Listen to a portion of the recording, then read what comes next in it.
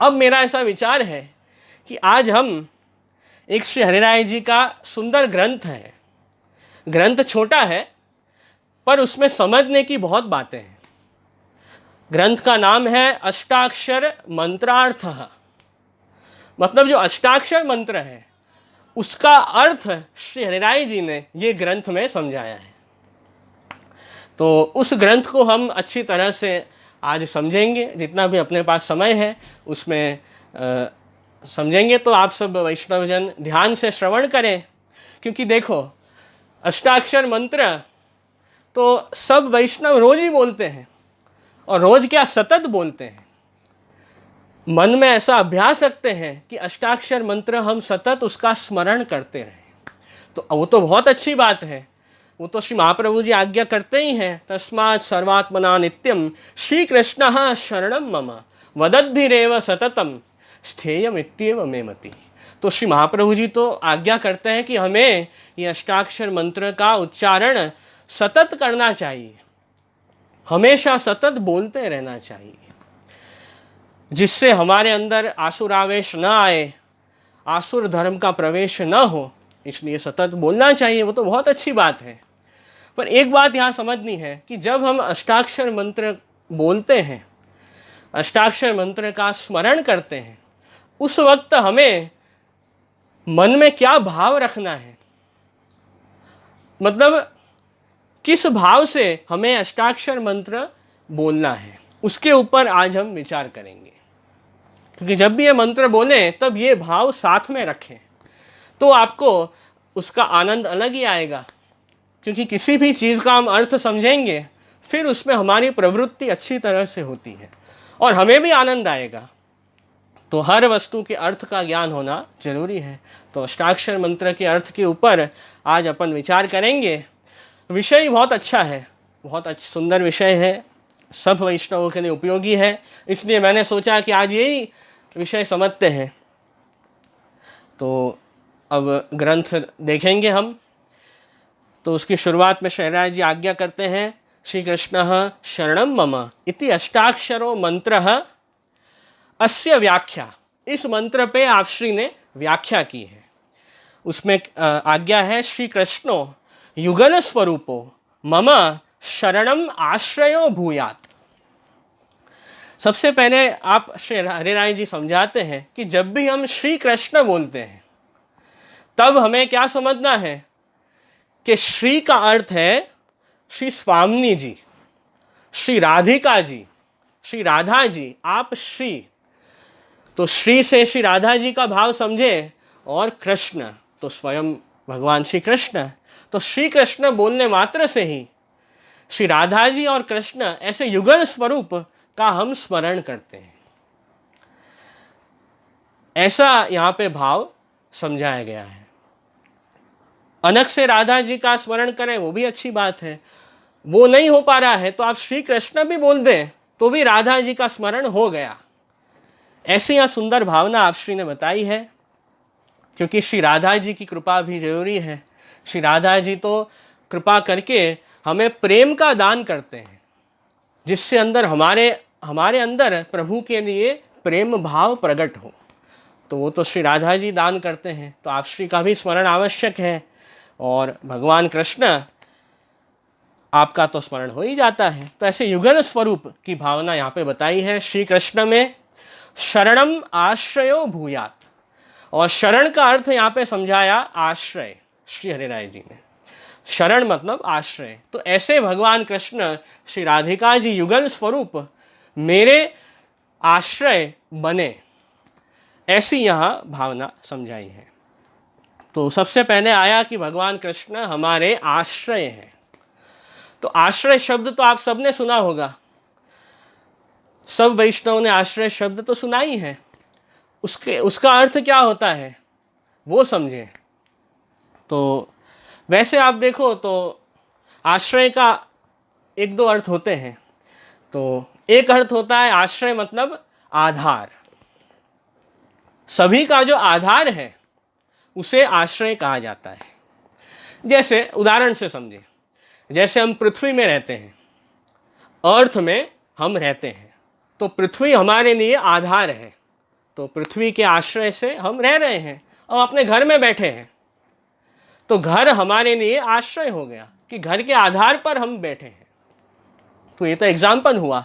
ऐसे किसी भी वस्तु का आधार उसे आश्रय कहा जाता है।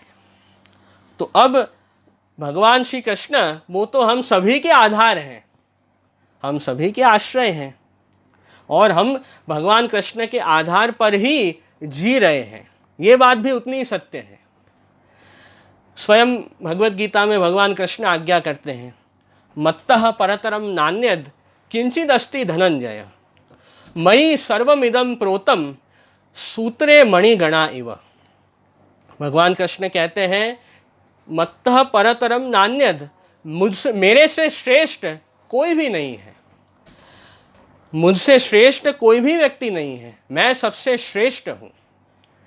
और मयि सर्वमिदं प्रोतम सूत्रे मणिगणा इव। भगवान कहते हैं कि ये जो पूरा जगत आपको दिखाई दे रहा है वो पूरा जगत मेरे में ही पिरोया हुआ है, मैं ये पूरे जगत का आधार हूँ, ऐसे भगवान कहते हैं। जैसे वहाँ पे प्रभु ने उदाहरण दिया है कि जिस प्रकार जो मणि होते हैं उस मणि को वो धागे में पिरोए जाते हैं, बराबर जैसे हमें एक मणियों की सुंदर माला बनानी है, मोती की माला बनाए, मणियों की माला बनाए, तो उसमें धागे के अंदर वो मणि पिरोए जाते हैं। तो सब मणि का जो आधार है वो धागा है, वो धागे के आधार पर सब मणि टिके हुए हैं। उसी प्रकार ये पूरा जगत भगवान में पिरोया हुआ है। भगवान श्री कृष्ण पूरे जगत के आधार हैं, जगत के आश्रय हैं। ये बात हमें समझनी है। तो ये एक आश्रय का अर्थ खास अपने यहाँ बताया है। भगवान कृष्ण तो परब्रह्म है, परब्रह्म तो कृष्णो ही सच्चिदानंदकम बृहत। तो ऐसे श्री महाप्रभु जी आज्ञा करते हैं कि कृष्ण परब्रह्म है, सच्चिदानंद स्वरूप है, सदानंद है, अनंत है, आपका कोई अंत नहीं है और सब जगह वो भगवान की ही सत्ता फैली हुई है। जो भी कुछ हमारे दिखाई दे रहा है वो सब भगवान की ही सत्ता है। रूप नाम विभेदेन जगत क्रीडति यो यतः। ये भगवान कृष्ण ही इस जगत में अलग अलग रूपों से, अलग अलग नाम से आप क्रीड़ा कर रहे हैं। तो ऐसे भगवान की सत्ता सब जगह फैली हुई है, अपरिच्छिन्न है भगवान। भगवान को हम नाप या तोल नहीं सकते हैं, आपका अपरिच्छिन्न स्वरूप है। तो ऐसे स्वरूप भगवान कृष्ण है जो सबके पूरे विश्व के आधार है। पूरा विश्व भगवान के आधार पर टिका हुआ है। तो ये आश्रय स्वरूप हमारे ठाकुर जी हैं। अब ये तो हम भगवान में मानते हैं तो ऐसा भाव जरूर हम रखते ही हैं, पर जो नास्तिक है, जो भगवान में नहीं मानता है, उसके आश्रय भी भगवान कृष्ण ही है। ये बात समझनी है।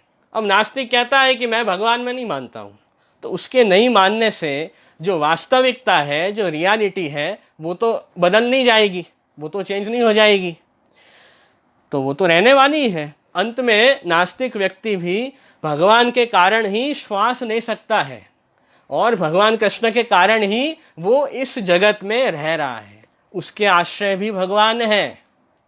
ये तो ऐसी बात हो गई जैसे कोई व्यक्ति पेड़ की डाली पर बैठा है, पेड़ की डाल पर बैठा है और कहता है कि मैं पेड़ का आश्रय नहीं ले रहा हूं, मैं तो अपने बल से, अपने सामर्थ्य से ये वृक्ष पे, पेड़ पे बैठा हूं।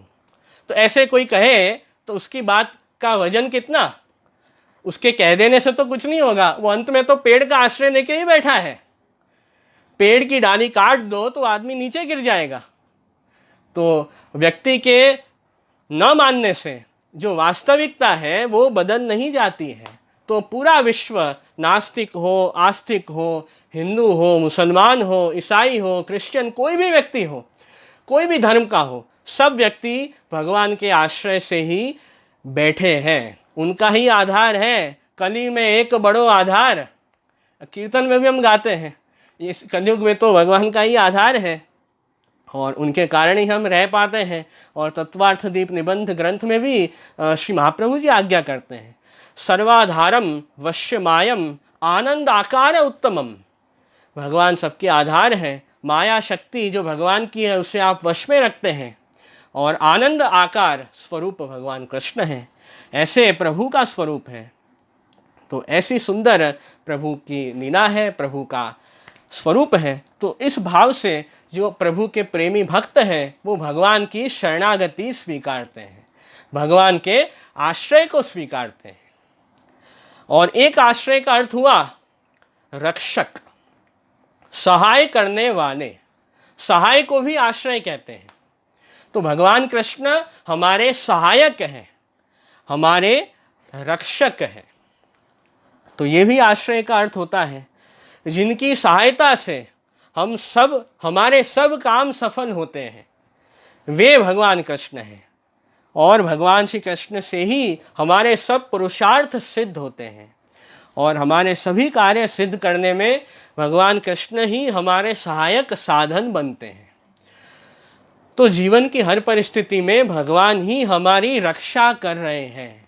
एहि के पार लोके च सर्वथा शरणम हरि ही। श्री महाप्रभु जी आज्ञा करते हैं कि ये लोक में या परलोक में, मतलब देह छूटने के बाद भी जहाँ भी जीव की स्थिति होगी वहाँ पर भी भगवान ही हमारी रक्षा करते हैं। तो इस लोक में भी भगवान रक्षक हैं, परलोक में भी भगवान रक्षक हैं। तो ऐसे प्रभु में रक्षा का भाव रखना, भगवान कृष्ण को अपनी रक्षक मानना, उसे ही कहते हैं भगवान की शरणागति स्वीकारना। तो ये है आश्रय का अर्थ। तो ऐसी बात नहीं है कि सिर्फ मनुष्य ही भगवान कृष्ण का आश्रय लेते हैं, जो देवताएं हैं वे भी भगवान कृष्ण का ही आश्रय लेते हैं। जैसे आप भागवत जी पढ़ें तो भागवत जी के 8वें स्कंध में समुद्र मंथन की कथा आती है, जहाँ देवताएं और असुर समुद्र मंथन करते हैं अमृत प्राप्त करने के लिए। तो वहाँ पे देवताओं की सहायता किसने की? भगवान कृष्ण ने। उसी कारण देवताओं को समुद्र मंथन में से अमृत मिल सका, क्योंकि समुद्र मंथन तो मिलके किया, देवताओं ने असुरों ने दोनों ने मिलके किया। बाद में उसमें से जो अमृत निकला वो तो सब असुर ले गए और लेके भाग गए। अब यहाँ देवता दुखी हो गए कि ये असुर लोग सब अमृत लेके भाग जाएंगे, पी लेंगे तो असुर ज़्यादा बलवान हो जाएंगे, फिर तो हम उनसे कभी नहीं जीत पाएंगे। तो ऐसी चिंता के साथ सब देवताएं भगवान कृष्ण की शरण में गए। तब भगवान ने ही देवताओं की रक्षा की है और आपने मोहिनी अवतार धारण किया, जिससे सब असुरों को आपने मोहित कर दिया और अंत में देवताओं को अमृत का दान किया। तो सिर्फ मनुष्य की नहीं, सभी देवताओं की रक्षा भी भगवान कृष्ण ही कर रहे हैं। ये भाव हमें रखना है, ये हमारी शरणागति का भाव है, ये अपने शास्त्र हमें समझाते हैं। तो ये अपनी दिव्य भावना है। और यहाँ पे शहराई जी ग्रंथ में आगे आज्ञा करते हैं, सर्व आश्रयेषु देहदार भोग पुत्र भ्रातृ पितृ भगिनी कुटुंब ग्रह वित्त पशु ग्राम देशेषु शिथिलेषु मृग तृष्णावद दृश्यमानेषु। शहराई जी आज्ञा करते हैं कि हमें इस लोक में, इस संसार में अनेक वस्तु दिखाई देती हैं। हमारा शरीर, हमारी पत्नी, पुत्र, भाई, पिता, बहन, कुटुंब, घर, पशु, गांव, देश, हमारे मित्र, बहुत लोग हमें इस संसार में दिखाई देते हैं, सब लौकिक भोग। तो हमारे अंदर क्या भाव जागता है कि ये सब जो संसार में हमें व्यक्ति, वस्तु, देव सब दिखाई दे रहे हैं वो हमारी रक्षा करेंगे, ऐसा भाव हमारे अंदर आता है। तो यहाँ पे ग्रंथ में आज्ञा है कि ऐसा नहीं है। ये जितने भी व्यक्तियों को, वस्तुओं को आप अपना आश्रय, अपना रक्षक मान रहे हो, ये सब व्यक्ति और वस्तु तो खुद ही शिथिल है, ये क्या आपकी रक्षा करेंगे? संसार की सभी व्यक्ति वस्तु अंत में काल के चक्र में फंसी हुई है और सब नाशवंत है। सब अनित्य है। हमें जितनी भी वस्तु संसार में दिखाई देती है वो सब नष्ट हो जाती है एक समय के बाद। तो ऐसी जो खुद ही नाशवंत है वो आपकी रक्षा कैसे कर सकती है, ऐसे यहाँ पे कह रहे हैं। और भगवान ने ये जगत में से अपना जो आनंद धर्म है वो तिरोहित कर दिया है, वो छुपा दिया है। ये जगत प्रभु ने बनाया, फिर भगवान ने क्या किया, जगत में से आनंद को छुपा दिया। और जीव में से भी प्रभु ने आनंद धर्म तिरोहित कर दिया, आनंद धर्म को छुपा दिया। इस कारण हमें इस संसार में दुख ही दुख मिलता है। और हम संसार में जिसका भी हम आश्रय लेंगे, ये जितने भी आश्रय यहाँ पे गिनाए, वो सब हमारे रक्षक नहीं बन पाएंगे। उन सब का आश्रय भी हमारे लिए उद्धारक नहीं बनेगा, वो सब भी हमारे लिए दुखदाई है। क्योंकि संसार के सब लोग पहले खुद ही दुखी हैं, खुद ही डिपेंडेंट है दूसरों पे, तो वो हमारी रक्षा कैसे करेंगे। जो पावरफुल व्यक्ति होता है, जो खुद आत्मनिर्भर होता है, वो दूसरों को बचा सकता है। तो संसार में तो सब लोग खुद ही दुखी हैं, खुद ही वीक हैं, वो हमें क्या बचाएंगे। तो हम संसार में के लोगों में, सांसारिक सब वस्तुओं में आश्रय का भाव रखेंगे कि ये हमें बचाएंगे, हमारी रक्षा करेंगे, तो वो भाव बराबर नहीं है। ऐसे यहाँ पे ये ग्रंथ में समझाया गया है। हमें तो कौन बचा पाएंगे, जो खुद स्वतंत्र हो और जो खुद अप्राकृत हो। ऐसे भगवान कृष्ण जो नित्य है, भगवान तो अविनाशी है। ये भगवान का वीर्य धर्म है कि भगवान अविनाशी है, उनका कभी नाश नहीं होता है, हमेशा प्रभु विराजते हैं और सर्वशक्तियों से संपन्न भगवान कृष्ण है। तो ऐसे समर्थ प्रभु की हम शरण लें तो हमारी रक्षा हो सकती है। बाकी लोक में तो हम किसी से भी रक्षा आश्रय का भाव हमें नहीं रखना है, ऐसे यहाँ पे बताया है। ये लौकिक सर्व जो आश्रय है वो तो सब खुद शिथिल है और मृग तृष्णावध है। ऐसे यहाँ पे हरि राय जी ने एक दृष्टांत से समझाया है कि मृग तृष्णा वो क्या होती है। जैसे आप रेगिस्तान देखें, डेजर्ट देखें, वहाँ पे क्या होता है, बहुत धूप पड़ती है, बहुत धूप होती है।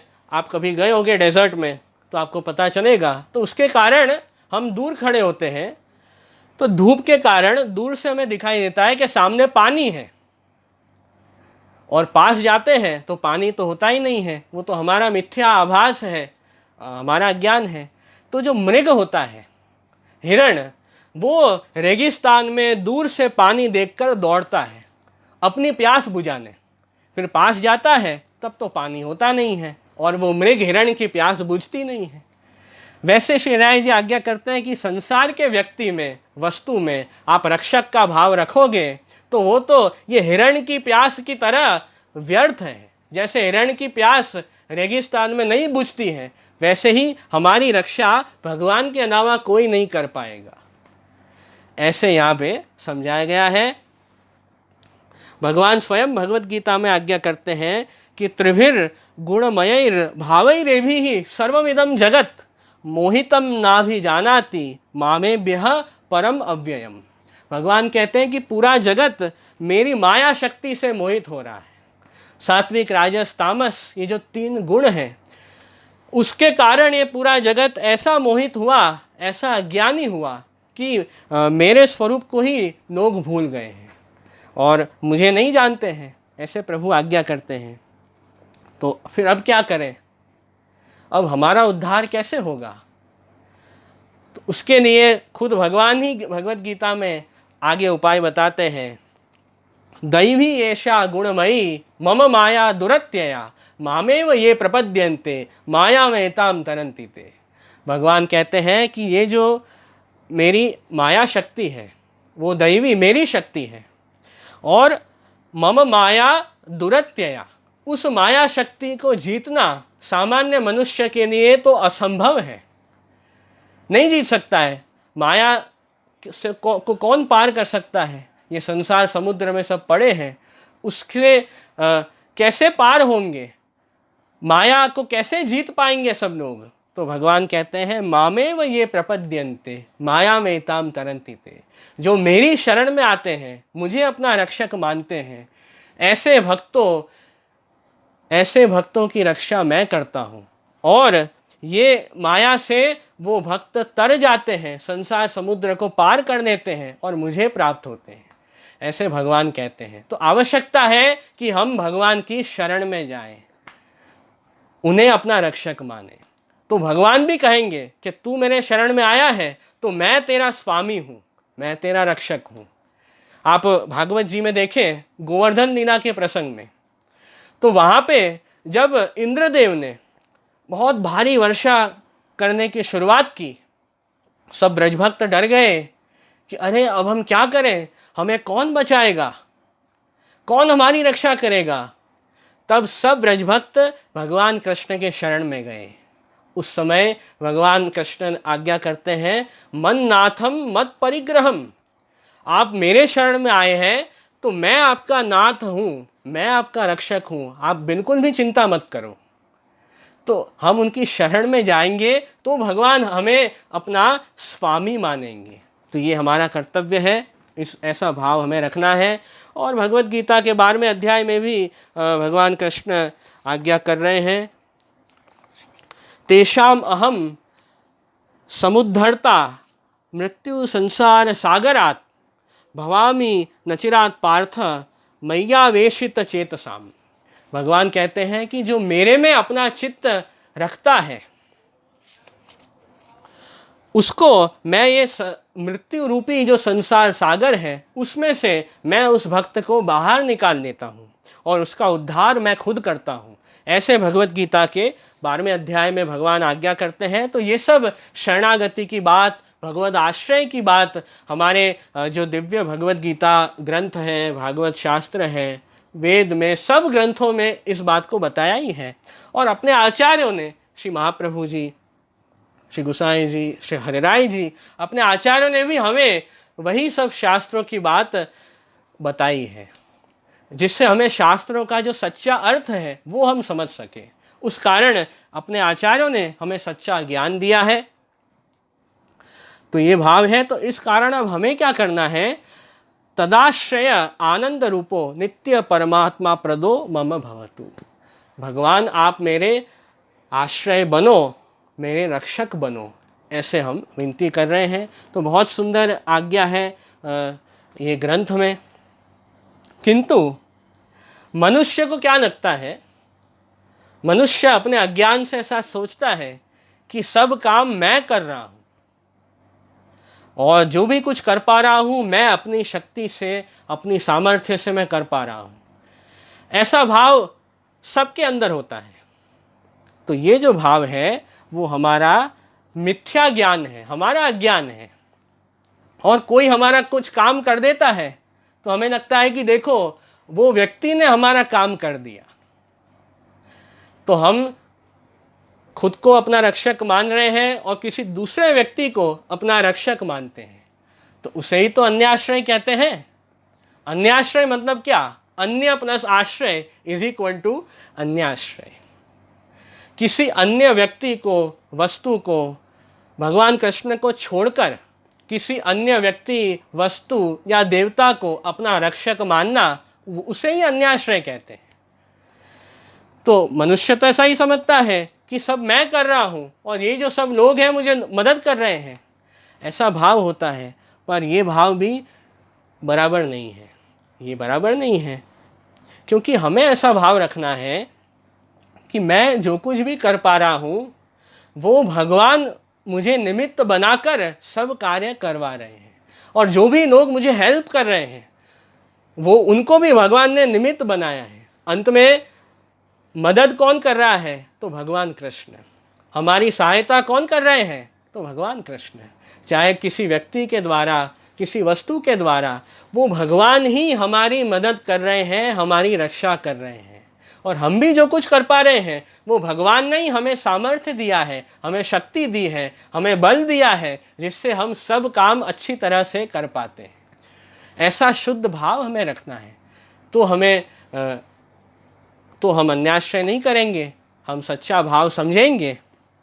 और भगवत गीता में तो भगवान ने अर्जुन को यहाँ तक कहा है कि अर्जुन मयि वैते निहताः पूर्वमेव निमित्त मात्रम भव सव्य साचिन।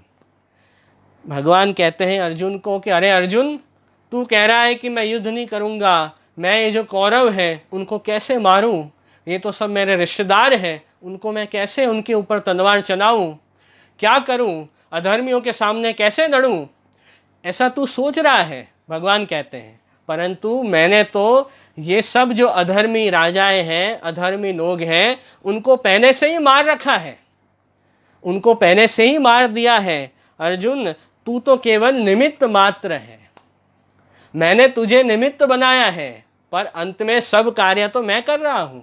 ऐसा भगवान अर्जुन को कहते हैं। और हे अर्जुन, खड़ा हो, शत्रुओं से युद्ध कर, युद्ध जीतकर इस राज्य का भोग कर। तू इतनी चिंता क्यों कर रहा है कि मैं सब काम कर रहा हूं? सब कार्य तो मैं तुझसे करवा रहा हूं। ये अपना शुद्ध भाव है जो भगवान ने भगवत गीता में बताया है कि तू तो निमित्त मात्र है।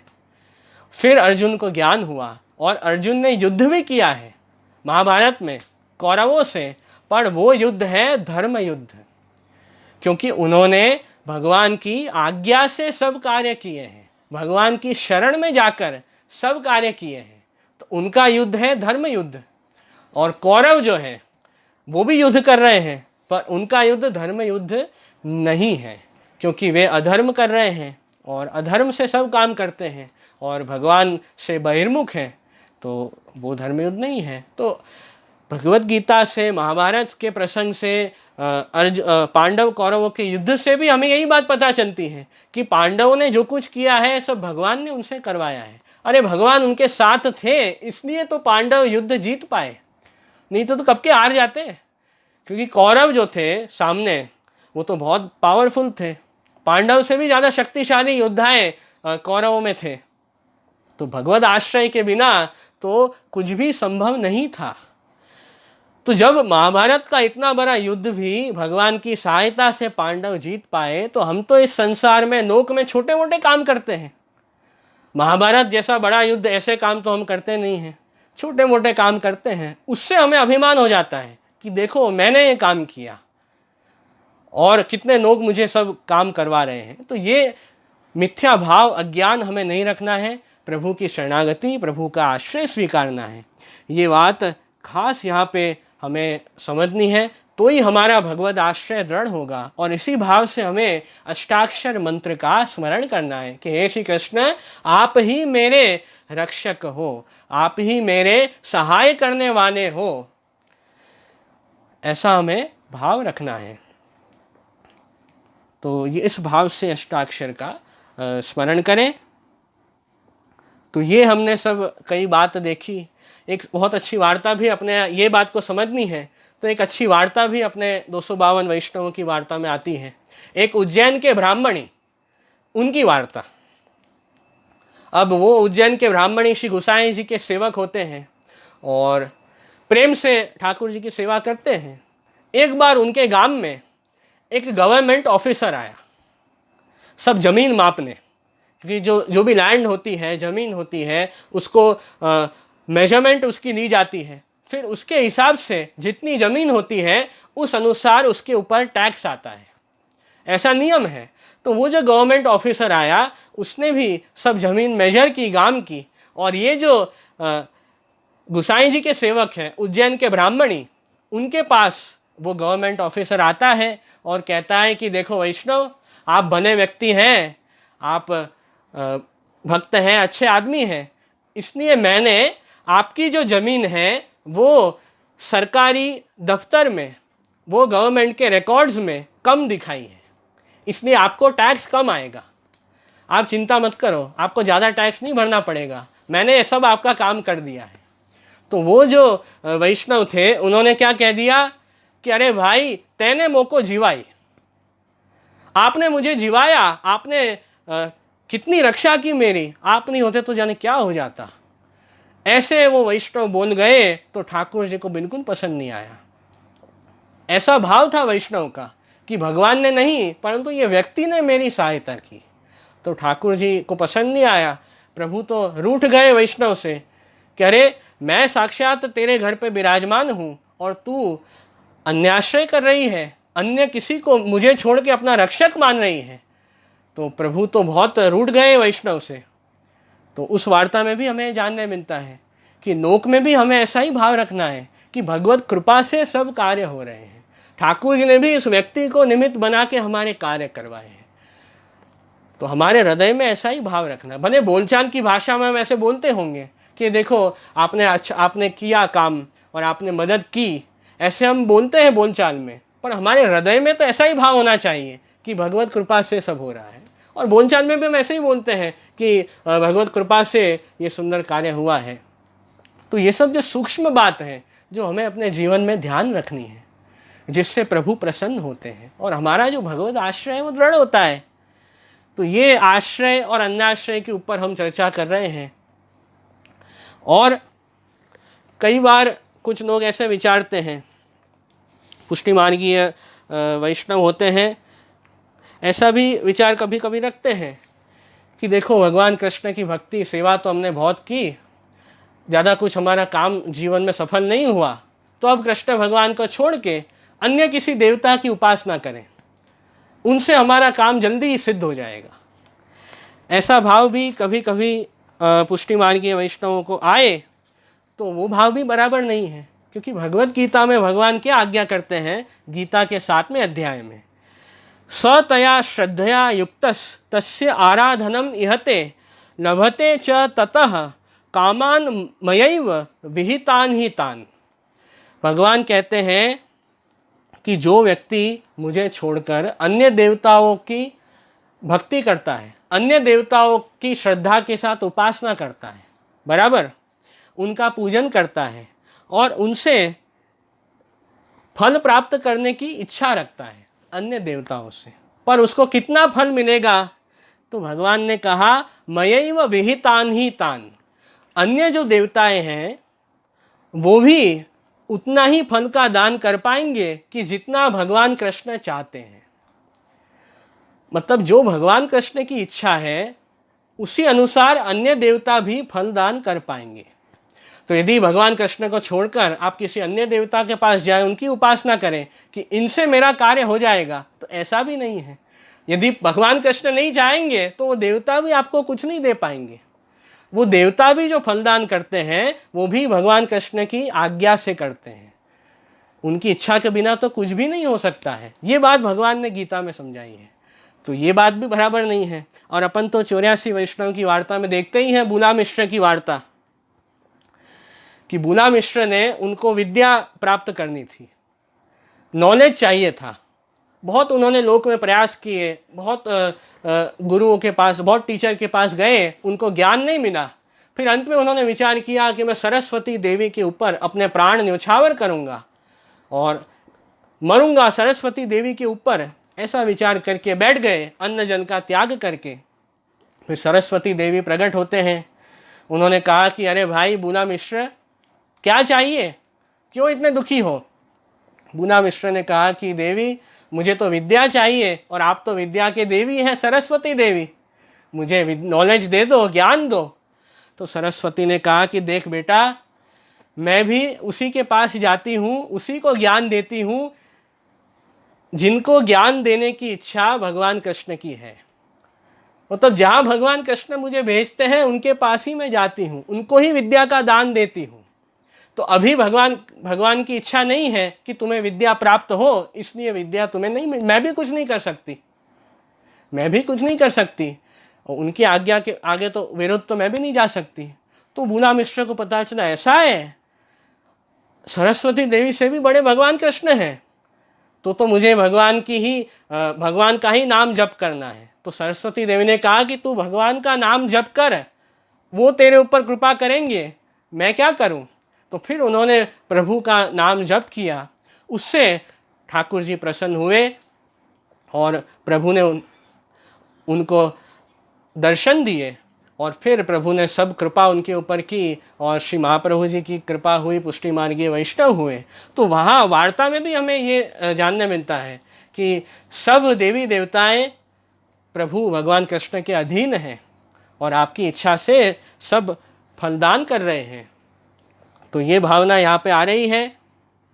और विवेक धैर्याश्रय ग्रंथ में भी श्री महाप्रभु जी आज्ञा करते हैं, अन्यस्य भजनम तत्र स्वतो गमनमेव च प्रार्थना कार्य मात्रेण ततोन्यत्र विवर्जयेत। श्री महाप्रभु जी आज्ञा करते हैं कि भगवान कृष्ण को छोड़कर अन्य देवी देवताओं का भजन करना, उनकी भक्ति करनी, उनके पास सामने से जाकर कुछ प्रार्थना करना, कुछ मांगना, वो एक पुष्टि मार्गीय वैष्णव के लिए बराबर नहीं है। उनको ऐसा नहीं करना चाहिए। ऐसे श्री वल्लभ विवेक धैर्याश्रय भी आज्ञा करते हैं। श्री गोसाई जी भी आप अपनी चतुश्लोकी में आज्ञा करते हैं, अन्याश्रयो न कर्तव्य सर्वथा बाधक अस्तु सह। तो ये सब बात हमें अपने जीवन में ध्यान रखनी है। हमारा आश्रय दृढ़ होगा, अन्याश्रय का हम त्याग करेंगे, तभी हम अच्छी तरह से अष्टाक्षर मंत्र का जप कर पाएंगे। तो ही हमारा जो मंत्र है वो हमें सिद्ध होगा। नहीं तो फिर मंत्र में ही आपको निष्ठा नहीं है, अष्टाक्षर मंत्र में, तो मंत्र सिद्ध कैसे होगा। अब देखें कि अन्याश्रय व्यक्ति क्यों करते हैं, उसके ऊपर भी विचार करें। तो अन्याश्रय का मुख्य कारण है, मुख्य दो कारण होते हैं अन्याश्रय के, एक तो अविश्वास और दूसरा अज्ञान। हम भगवान कृष्ण के स्वरूप को नहीं जानते हैं, इसलिए फिर अन्याश्रय करने की लोगों को इच्छा होती है। दूसरा है अविश्वास, प्रभु में विश्वास नहीं होना, भगवान कृष्ण में विश्वास कम होना या नहीं होना, वो भी अन्याश्रय का एक मुख्य कारण है। तो ये दोनों कारण से हमें बचना चाहिए। न हमें अविश्वास नहीं करना है, पूर्ण विश्वास रखना है ठाकुर जी में कि ठाकुर जी ही हमारे आश्रय हैं और हमारे सहायक हैं। ऐसा विश्वास प्रभु में रखें और प्रभु के स्वरूप को जानें, और बने उतना कृष्णाश्रय ग्रंथ का भी पाठ ज़्यादा करें, जिससे अपना जो आश्रय है वो दृढ़ होगा। क्योंकि स्वयं श्री महाप्रभु जी आज्ञा करते हैं कृष्णाश्रय ग्रंथ में, कृष्णाश्रयम इदम स्तोत्रम यह पठेत कृष्ण सन्निधौ तस्याश्रयो भवेत कृष्ण इति श्री वल्लभो ब्रवीत। जो भक्त भाव से भगवान कृष्ण के आगे कृष्णाश्रय स्तोत्र का पाठ करता है, उसके आश्रय रक्षक भगवान खुद बनते हैं। ये महाप्रभु जी का वचन है और अपने ऊपर श्री महाप्रभु जी का ये वरदान है कि ऐसे कृपालु ठाकुर जी हैं कि केवल कृष्णाश्रय के पाठ करने मात्र से भगवान कृष्ण हमारे रक्षक बन जाते हैं। तो कितनी बड़ी कृपा है प्रभु की हमारे ऊपर, कितना बड़ा प्रभु का वरदान है, ये बात हमें समझनी है। तो अविश्वासो न कर्तव्य सर्वथा बाधकस्तु सह ब्रह्मास्त्र चातको भाव्यो प्राप्तम सेवेत निर्मम। ये श्री महाप्रभु जी विवेक धैर्याश्रय ग्रंथ में आज्ञा करते हैं कि अविश्वास आप करोगे भगवान में तो वो आपको हमेशा बाधक बनेगा।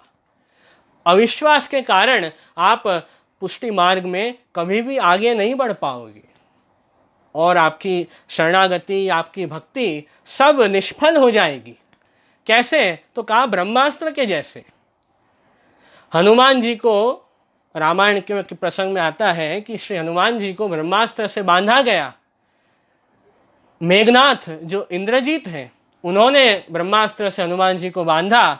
फिर जब रावण के सामने लाए हनुमान जी को, तब रावण ने कहा कि अरे ऐसे छोटे से ब्रह्मास्त्र में इनको क्यों बांधा है हनुमान जी को, इनको तो लोहे की बड़ी बड़ी साकड़ से बांधो, तब हनुमान जी बंधेंगे, बहुत शक्तिशाली है, ब्रह्मास्त्र से कुछ नहीं होगा। ऐसा रावण ने ब्रह्मास्त्र के ऊपर अविश्वास किया, तब ब्रह्मास्त्र की जो असर थी वो समाप्त हो गई, वो ब्रह्मास्त्र टूट गया। तो अविश्वास करोगे तो फिर तो आपको बाधक होगा, उससे तो कुछ भी नहीं होगा, सब कार्य आपके निष्फल हो जाएंगे। तो अविश्वास कभी नहीं करना है, विश्वास रखना है। कैसे? चातक पक्षी जैसे। चातक पक्षी होता है वो स्वाति नक्षत्र में जो वर्षा की बूंद गिरती है उसी का वो पान करता है, और वो चातक पक्षी को विश्वास है कि जरूर वर्षा की बूंद इस नक्षत्र में गिरेगी और मुझे जल मिलेगा। ऐसा विश्वास रखता है तो उसकी इच्छा भी पूरी होती है। तो जब जड़ जो मेघ है, जो बादल है, वो तो जड़ है, उसमें विश्वास रखने से चातक पक्षी की इच्छा पूरी होती है। तो हम तो भगवान में विश्वास रख रहे हैं, जो सबके आधार हैं उनमें विश्वास रख रहे हैं। तो प्रभु जरूर हमारे सर्व कार्य सिद्ध करेंगे, हमारे सब पुरुषार्थ ठाकुर जी सफल करेंगे। यदि आप प्रभु के सन्मुख रहो, प्रभु को अपना आश्रय मानो, तो जरूर सब क्यों सफल नहीं होगा, ठाकुर जी सब सफल करेंगे, उसमें जरा भी संशय नहीं है। और कुछ कार्य जीवन में सफल नहीं होते हैं, तो उसमें हमें क्या भाव रखना है कि इसमें भी ठाकुर जी ने मेरा कल्याण ही किया है। श्री महाप्रभु जी आज्ञा करते हैं, लोके स्वास्थ्यम तथा वेदे हरिस्तु न करिष्यति। भगवान लोक में स्वस्थता नहीं करते हैं भक्त की। उससे हमें क्या समझना है कि यदि ऐसे कोई कार्य हो जिसके सफल हो जाने पर हम ठाकुर जी को ही भूल जाएं, प्रभु से बहिर्मुख हो जाएं, तो ऐसे कार्य प्रभु सफल नहीं करते हैं। मतलब हम प्रभु से दूर हो जाएं जिस कार्य के कारण, और जिसके कारण बहिर्मुख हो जाए, तो ऐसे काम प्रभु क्यों सफल करेंगे। ठाकुर जी तो हमेशा भक्त का कल्याण ही करते हैं, ये भाव में रखना है। जो भी प्रभु करते हैं, विवेकस्तु हरि सर्वम निजेच्छातः करिष्यति। जो भी कुछ हो रहा है उसमें भगवान ने हमारा अच्छा ही विचारा है, और सब भगवान अपनी इच्छा से ही करते हैं। तो कभी ऐसा नहीं विचारना है कि भगवान ने मेरे साथ ऐसा क्यों किया, ऐसे भाव अपने अंदर नहीं लाने हैं। हमें अपनी विवेक बुद्धि जागृत रखनी है कि प्रभु हमेशा प्रभु ने ऐसा किया, इसमें भी कुछ प्रभु ने अच्छा ही विचारा होगा, कि अपने जो दोष हो, अपने जो पाप हो, वो प्रभु दूर करते हैं कोई ना कोई निमित्त से, या कुछ प्रभु हमें शिक्षा देते हैं जिससे हम भविष्य में सुधर जाएं और खराब काम न करें। तो हर प्रभु के कार्य में जो भी जीवन की घटनाएं हो रही हैं, उसमें ठाकुर जी ने हमारे लिए अच्छा विचारा है। ऐसे ऐसा पॉजिटिव एटीट्यूड हमें रखना है, नेगेटिविटी बिल्कुल भी नहीं रखनी है। तो उससे तो हमारा भगवद आश्रय छूट जाएगा। अशक्य वा सुशक्य वा सर्वथा शरणम हरि ही। अशक्य में सुशक्य में सभी जीवन की परिस्थिति में हमें प्रभु की शरण में रहना है, ये भाव है। तो ये सब बात जरूर याद रखें।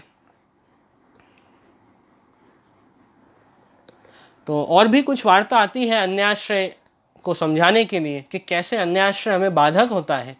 एक वार्ता आती है 84 वैष्णव की वार्ता में, दामोदर दास संभलवारे की वार्ता। दामोदर दास संभलवारे आप उज्जैन में रहते, और एक बार श्री महाप्रभु जी उनके घर पधारे, और श्री महाप्रभु जी की चरण सेवा दामोदर दास जी कर रहे थे। और अचानक श्री वल्लभ ने पूछा कि अरे दामोदर दास, आपको कुछ इच्छा है, कुछ मनोरथ है आपको? तो दामोदर दास जी कहता है कि महाराज, आपकी कृपा से मेरे पास तो सब कुछ है, मुझे तो कुछ अभी इच्छा है नहीं। महाप्रभु ने कहा कि आपकी जो पत्नी है उनको पूछ लो, उनको कोई मन में इच्छा है? तो पत्नी से पूछा, पत्नी ने कहा कि महाराज हाँ, एक इच्छा है, बस एक पुत्र हो जाए, और कुछ नहीं चाहिए, एक अच्छा पुत्र मिले, वही इच्छा है। तो श्री महाप्रभु ने आशीर्वाद दिए, तथास्तु, आपको पुत्र होगा, आप चिंता मत करो। तो फिर तो श्री महाप्रभु जी आशीर्वाद दे के आप तो आगे पधारे, श्रीनाथ जी द्वार पधारे। अब थोड़े समय बाद उसी गांव में एक डाकोतिया आते हैं। डाकोतिया मतलब ऐसे ज्योतिष तांत्रिक टाइप के कोई व्यक्ति आते हैं, और गांव में आते हैं तो सब गांव के लोग उन्हें पूछने जाते हैं कि क्या होगा, भविष्य मेरा कैसा होगा, और पुत्र होगा कि नहीं, ऐसे सब पूछने जाते हैं डाकोतिया को। तो दामोदर दास संभलवारे, उनकी पत्नी, उनको किसी ने कह दिया कि अरे भाई, अरे आप भी जाओ डाकोतिया को पूछो कि आपको पुत्र होगा कि नहीं, क्या होगा, पूछ लो, जाओ। तो दामोदर दास जी की पत्नी कहते हैं ठीक है, मैं पूछ के आती हूँ। तो वो आए डाकोतिया के पास और पूछा कि पुत्र होगा कि नहीं। तो उन्होंने कहा हाँ पुत्र होगा। तो फिर ये बात श्री महाप्रभु जी को पता चली। श्री महाप्रभु जी वापस उज्जैन पधारे। आपने कहा कि देखो, आपने तो अन्याश्रय किया। मैंने जब आपको पहले ही आज्ञा कर दी थी कि आपको पुत्र होगा, तो आपको मेरे वाणी में विश्वास नहीं हुआ। इस कारण आपने क्या किया, किसी अन्य के पास गए अपने उद्धार की भावना से कि मेरा उद्धार हो, आप कुछ कृपा करें। तो आपने अन्याश्रय किया है। तो महाप्रभु ने फिर उनको चरण स्पर्श भी नहीं दिए और अप्रसन्न हो गए। और उस अन्याश्रय के अपराध के कारण उनका जो पुत्र हुआ दामोदरदास संभलवारे का, वो म्लेच्छ हुआ, ऐसा भी वार्ता में आता है। वो प्रभु से बहिर्मुख हो गया। तो इस प्रकार अन्याश्रय जो बहुत बड़ा दोष है और बाधक माना है भक्ति में, तो उससे हमें बचना चाहिए, उससे जरूर दूर रहना चाहिए। और भगवान कृष्ण का जो नाम है वो तो लेने मात्र से हमारे सब पाप दूर हो जाते हैं। मंत्रोपेकस तस्य नामानि यानि, जितने भी प्रभु के नाम हैं वो श्रेष्ठ मंत्र हैं, ऐसा हमें समझना है। तो जितना हो अष्टाक्षर मंत्र का स्मरण आप ज़्यादा से ज़्यादा करते रहो, उसी में आपका उद्धार होगा। और अष्टाक्षर मंत्र भी कौन दे सकता है, प्रभु की शरण में कौन जा सकता है, कि जिस पे प्रभु की कृपा हो। तो अपन अष्टाक्षर मंत्र बोल पा रहे हैं, प्रभु का नाम हमें याद आ रहा है, तो समझो कि प्रभु की आपके ऊपर कृपा है और है, उसमें जरा भी आश्चर्य नहीं है, तो उसमें कोई संशय नहीं है। तो ये भाव भी ध्यान में रखें।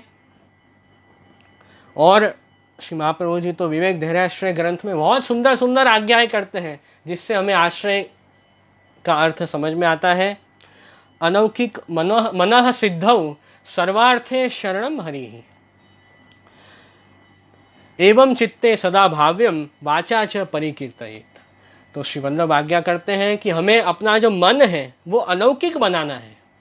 तो क्या करना चाहिए, सर्वार्थे शरणम हरिः, प्रभु की शरण में रहेंगे तो हमारा मन जो है वो अलौकिक रहेगा। मन के साथ साथ हमारी इंद्रियां हैं वो भी अलौकिक बनेगी, क्योंकि सभी इंद्रियों का राजा मन है। तो उससे हमारा देह, इंद्रिय, मन सब अलौकिक बन जाएंगे, सब भगवत संबंधी हो जाएंगे, सब ठाकुर जी में लगेंगे।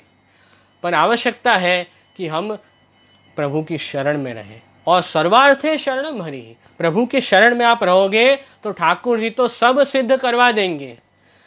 भगवत सेवा में उपयोगी जो भी साधन संपत्ति है, जो भी वस्तु है, वो सब ठाकुर जी आपको प्राप्त करवा देंगे। आप उनको अपना रक्षक मानो, बस ये बात है। तो ये बात आ रही है, तो सब प्रभु जरूर सिद्ध कराते हैं, क्यों नहीं कराएंगे। और एवं चित्ते सदा भाव्यम वाचा च परिकीर्तयेत्, अपने चित्त में ऐसा आश्रय का भाव रखना है, वाणी से सतत अष्टाक्षर बोलना है, और उसी से हमारा उद्धार है, हमारा कल्याण है। तो ये बात यहाँ आ रही है। और अष्टाक्षर मंत्र का तो कितना प्रभाव है। चाचा हरिवंश जी, जो श्री गोसाई जी के अनन्य सेवक, वो अष्टाक्षर मंत्र उनको सिद्ध था।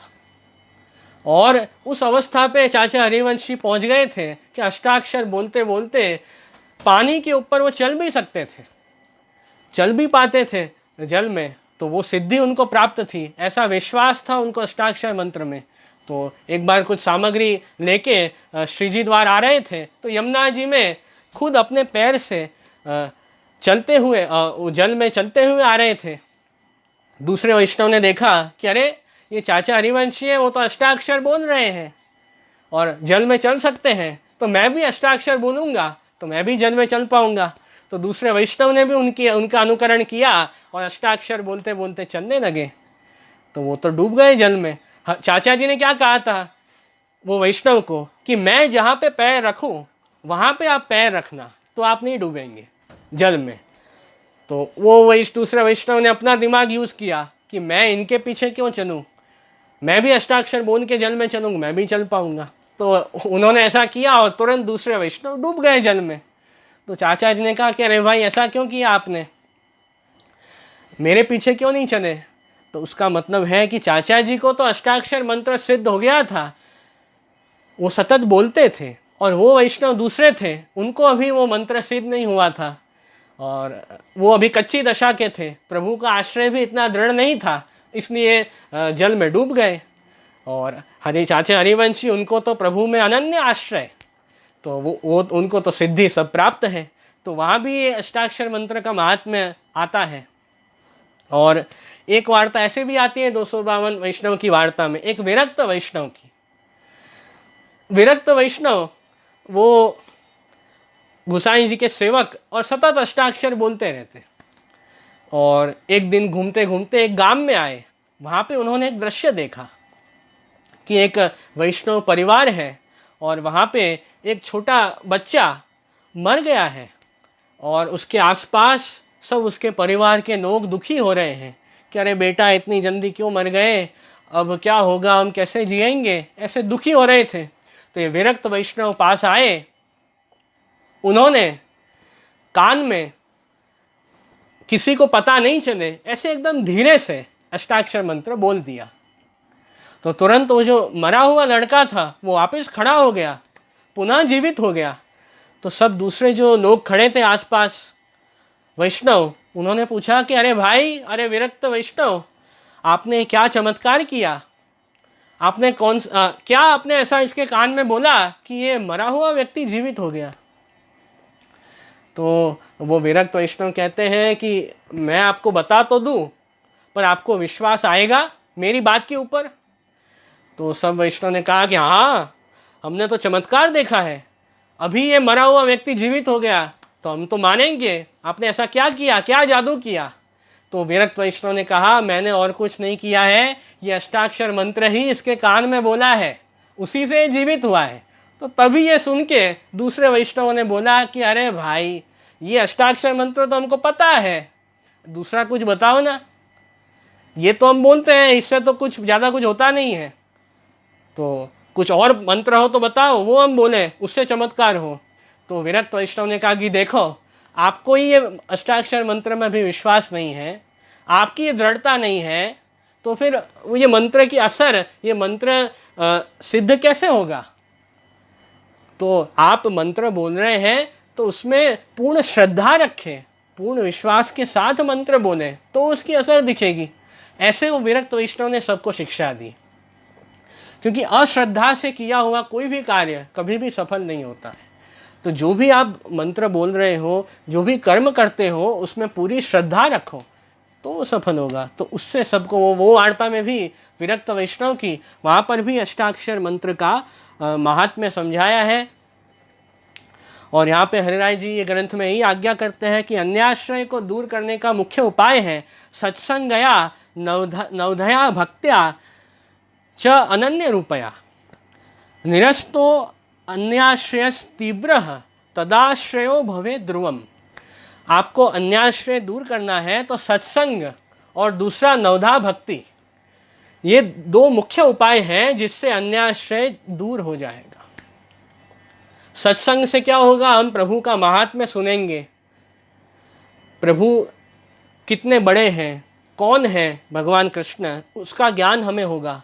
तो प्रभु के स्वरूप को समझेंगे तो प्रभु के छोड़ के अन्याश्रय नहीं करेंगे, तो सत्संग से ये हमें लाभ होगा। और नवधा भक्ति, श्रवण कीर्तन स्मरण पाद सेवन अर्चन वंदन दास्य सख्य आत्मनिवेदन, ये सब नवधा भक्ति के द्वारा हमारा जो भगवद आश्रय है वो दृढ़ होगा। और अपने यहाँ तो कहा है कि हम जो अष्टाक्षर मंत्र की दीक्षा लेते हैं गुरु के पास से, पुष्टिमान के आचार्य के पास से, उससे हमें 7 प्रकार की भक्ति सिद्ध हो जाती है। श्रवण कीर्तन स्मरण पाद सेवन अर्चन वंदन और दास्य, ये 7 भक्ति अष्टाक्षर मंत्र की दीक्षा लेने से हम कर सकते हैं, ऐसा कहा। और फिर ब्रह्मसमन की जब दीक्षा लेते हैं उससे हम सख्य और आत्मनिवेदन, ये 2 भक्ति करने का अधिकार हमें फिर प्राप्त होता है। तो ऐसा महात्म्य है अष्टाक्षर मंत्र की दीक्षा का और ब्रह्मसमन की दीक्षा का। तो हमें जरूर सत्संग और नवधा भक्ति से अन्याश्रय को दूर करना चाहिए। अभी नवधा भक्ति को तो विस्तार से समझ सकते हैं, अभी इतना समय नहीं है, तो संक्षेप में ये बात समझो। और अंत में बहुत सुंदर बात श्री हरिराय जी ने ग्रंथ में बताई है अभयम सर्वदा दास्ये इति जन्म व्रतम मम। भगवान का ये व्रत है, भगवान कृष्ण का क्या व्रत है कि जो इस प्रकार मेरी शरण में आते हैं उनको मैं अभय का दान करता हूँ, उन भक्तों को मैं अभय निर्भय बना देता हूँ। ऐसे भगवान कृष्ण का व्रत है। और भगवत गीता में भी 16वें अध्याय में प्रभु आज्ञा करते हैं, अभयम सत्व संशुद्धिर ज्ञान योग व्यवस्थिति। तो उसमें भी यही कहा है कि भक्त का पहला लक्षण है अभय। तो हम प्रभु की शरण में जाएंगे तो कोई भय हमें नहीं सताएगा। आज दुनिया में लोगों को यही तकलीफ है, सब डरे हुए हैं, सब भयभीत हैं कि हमारा क्या होगा, हम कैसे जिएंगे, कैसे दुनिया में रह पाएंगे, कैसे हमारे काम सफल होंगे। ये भय सबको सता रहा है। तो ये भय आपको क्यों सता रहा है, आप क्यों दुखी हो रहे हो? क्योंकि अभी तक आपने प्रभु का आश्रय नहीं लिया है, इसलिए आप प्रभु को भूल जाते हो। हम क्या करते हैं, ठाकुर अष्टाक्षर स्मरण करते हैं, सेवा करते हैं, फिर जब जीवन में ऐसी कोई परिस्थिति दुख की आ जाती है तब ठाकुर जी को भूल जाते हैं। तो प्रभु को भूलोगे तो आप संसार में फंस जाओगे और फिर यही आप डर जाओगे, क्या करूं पता नहीं चल रहा है। तो प्रभु को मत भूलो, प्रभु को सतत याद रखो, तो कभी भी आप डरेंगे नहीं और जीवन में अच्छी तरह चल पाएंगे। और वही आज्ञा श्री गोसाई जी आप करते हैं, यदुक्तम तात चरणैहि श्री कृष्ण शरणम मम तत एवास्ति नैश्चिंत्यम एहि के पारलौकिके। श्री गोसाई जी आज्ञा करते हैं कि हमारे ताचरण श्री वल्लभ ने जो ये अष्टाक्षर मंत्र हमें दिया है उससे तो हम निश्चिंत हो गए हैं। ये लोक में परलोक में सब में हम निश्चिंत हो गए हैं। अब हमें कोई चिंता नहीं है, कोई भय नहीं है। हम तो प्रभु के चरणों का आश्रय हमने लिया है, तो अब हम निश्चिंत हो गए हैं। ऐसी श्री गोसाई जी की आज्ञा है। तो ये बात यहाँ पे आई है। तो बहुत ये तो बड़ा विषय है आश्रय का, शरणागति का। तो अभी तो हमने संक्षेप में इस विषय को समझा है। और ये बहुत सुंदर ग्रंथ है शहराय जी का, अष्टाक्षर मंत्र मंत्रार्थ। अष्टाक्षर मंत्र का जो अर्थ है वो आपने हमारे हाथ में दे दिया है। तो मुझे भी बहुत आनंद हुआ कि देखो आज के दिन हमने श्री हरिराय जी के स्वरूप को समझा, श्री हरिराय जी का संप्रदाय में योगदान है वो समझा, साथ ही श्री हरिराय जी की जो आज्ञा है आपके ग्रंथों में उसका भी हमने स्मरण किया। तो बहुत कुछ बात आज समझी है हमने। तो आप सब वैष्णव ने भी सुना है। तो मुझे तो प्रभु के गुणगान गाने में आनंद आया ही है, आप सब वैष्णवों को भी आनंद आया ही होगा ऐसा मैं मान रहा हूँ। क्योंकि प्रभु की वाणी, प्रभु की बातें, प्रभु के गुणगान तो ऐसे हैं कि जितना हम उसमें समय दें वो हमेशा आनंद आता है। कभी भी हम ऐसा नहीं लगता हमें कि अब क्या करें, देखो इतना समय हो गया, 2-3 घंटे निकल गए, पता ही नहीं चला कहाँ समय निकल गया। तो ऐसे ही अपने अपने सुंदर ग्रंथ हैं। तो बस अब यहीं मैं अपना वक्तव्य समापन करूँगा। पुष्टि